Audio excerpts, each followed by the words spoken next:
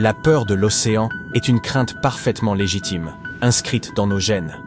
Autrefois, les humains devaient éviter certains dangers, qu'il s'agisse de grands prédateurs ou d'eau profonde, pour assurer leur survie.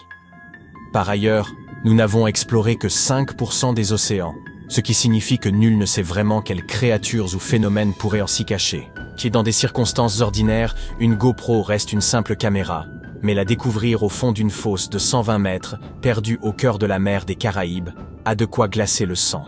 Certes, cette profondeur peut sembler modeste, mais un plongeur amateur ne dépasse généralement pas les 18 à 30 mètres, à moins qu'il ne s'agisse d'un professionnel aguerri. Imaginons néanmoins que vous soyez parvenu jusqu'à ce gouffre et ayez récupéré cette GoPro. Vous n'auriez pas survécu pour autant. En effet, dans cette cavité précise, une couche de sulfure d'hydrogène, un gaz hautement toxique et à l'odeur pestilentielle, se forme dès 90 mètres de profondeur. Or, l'appareil se trouvait encore 30 mètres plus bas, aux côtés de ses propriétaires, 2 explorateurs depuis longtemps disparus. À ce jour, rares sont ceux qui ont réussi à s'aventurer à une telle profondeur et à en ressortir indemnes. En réalité, ce n'est qu'au moyen de sous-marins que ces dépouilles ont pu être retrouvées. Vous vous demandez sans doute ce que contenait la GoPro. Dans de telles histoires, on s'attend souvent à des indices troublants. Pourtant, elle ne renfermait que des souvenirs heureux, immortalisant les bons moments vécus par ces explorateurs au cours de leur voyage. Une conclusion mélancolique à ce périple. Les abysses abritent également des créatures à l'apparence quasi irréelle, mais d'une manière à la fois fascinante et singulière, comme l'éponge extraterrestre. Ce curieux spécimen a été observé pour la première fois en 2016, près de la fosse des Mariannes. Il appartient à un écosystème surnommé la forêt de l'étrange, un sobriquet qui ne fait que renforcer son caractère intrigant. Ce qui le rend encore plus singulier, c'est la présence de 2 petites ouvertures, rappelant des yeux, et lui donnant l'allure d'une créature en train d'épier les alentours. Un autre détail surprenant, son squelette est entièrement composé de verre. Si les cafards vous terrifient, prenez une profonde inspiration avant de poursuivre. Prêt? Bien, car au fond de l'océan, il existe plus de 20 espèces distinctes de grands isopodes, des créatures semblables à des scarabées, pouvant atteindre 36 cm de long. Effrayant, n'est-ce pas? Mais rassurez-vous, ces animaux ne font qu'arpenter les abysses en quête de nourriture, à moins que vous ne plongiez à plus de 2000 mètres de profondeur, ce qui, comme nous l'avons vu, est irréalisable, vous ne risquez pas d'en croiser. Malgré son nom digne d'un film d'épouvante, le cténophore au ventre sanglant est en réalité une créature fascinante que l'on peut également rencontrer dans les profondeurs marines. Elle évolue entre 250 et 1500 mètres sous la surface, dans les tréfonds de la zone crépusculaire, bien loin des eaux où vous avez l'habitude de barboter. Ce qui rend cette méduse si unique, c'est sa teinte particulière. Dans cette zone où la lumière est presque inexistante, nombre d'espèces adoptent des stratégies d'adaptation, certaines émettant une faible lueur, à l'image de la baudroie, tandis que d'autres optent pour le camouflage. Cette méduse, quant à elle, arbore un rouge profond, rendant son estomac invisible aux autres prédateurs lorsqu'elle digère des proies colorées et bioluminescentes. Elle possède également une rangée de peignes qui diffusent une splendide lumière iridescente, sublime et redoutable.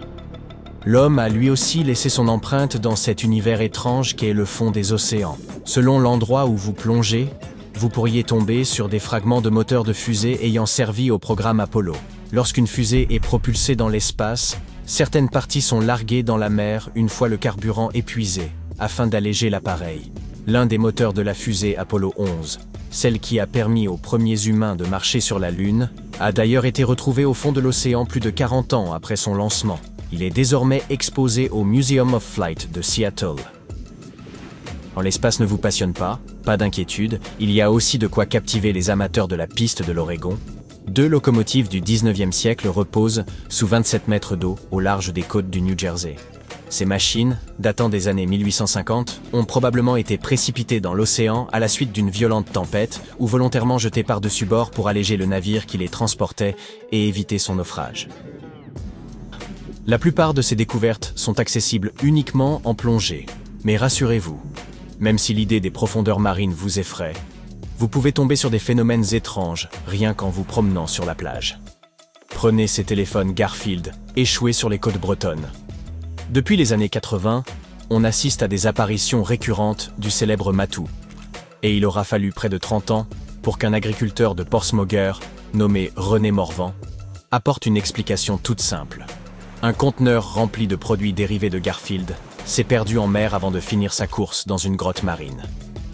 Il y a fort à parier que le sourire figé de ces téléphones continue de hanter les habitants de la région.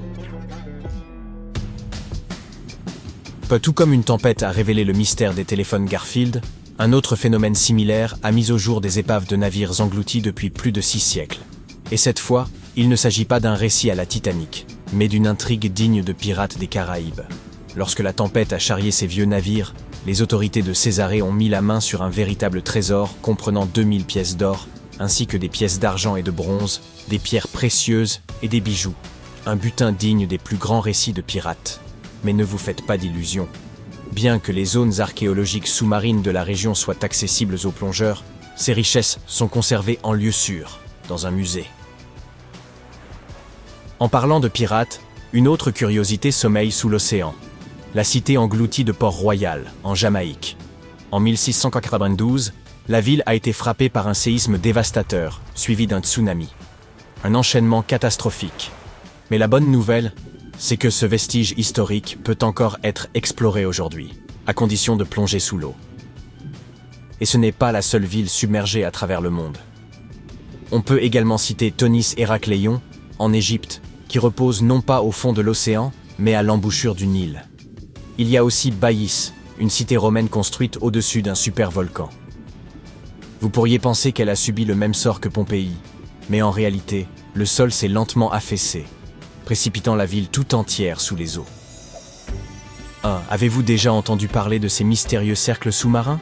En 1995, des plongeurs au Japon ont découvert des motifs parfaitement ronds dessinés dans le sable, mesurant 1,80 m de diamètre et évoquant les cercles énigmatiques des récits de science-fiction.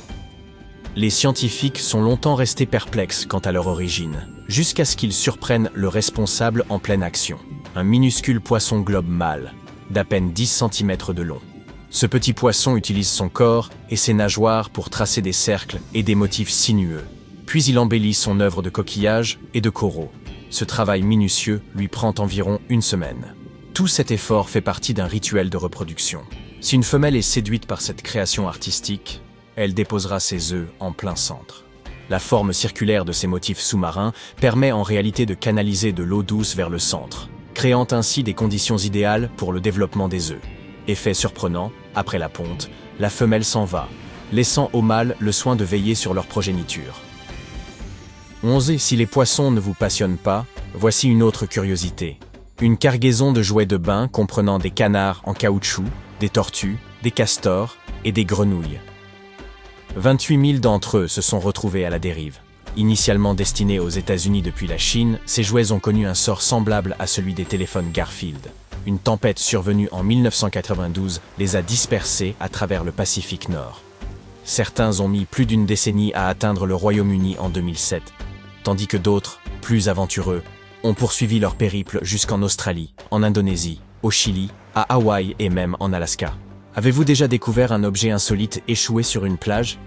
Dites-nous tout dans les commentaires, et à la prochaine fois.